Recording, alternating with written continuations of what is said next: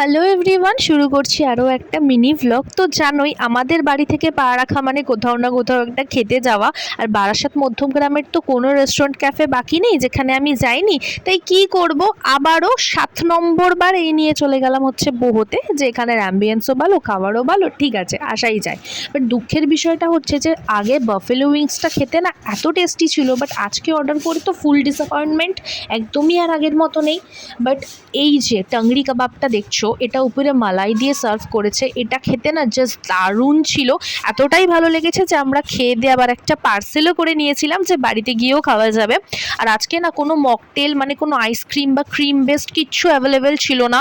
আমি আমার favourite hazelnut কফিটাও নিতে পারিনি, আর আমার মকটেলও নিতে পারিনি। যাই হোক, জল দিয়েই কাজ চালাতে হয়েছে। আর রিক্ত আমার ব্যাগ, যাবতীয় যা যা জিনিসপত্র থাকে ওই কাঁধে নিয়ে স্বাচ্ছন্দ্যে ঘুরে বেড়ায়। আর তারপর খেতে গেলাম হচ্ছে ফ্রুট বিয়ার, বেরালেই আমি এটা খেয়েই থাকি।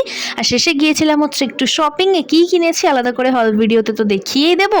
আর গরমকাল পড়লেই আমার মা তো প্রত্যেক দিনই আইসক্রিম রাখে, তো আজকেও বাড়িতে এসে দেখলাম এই আইসক্রিমগুলো রেখেছিল।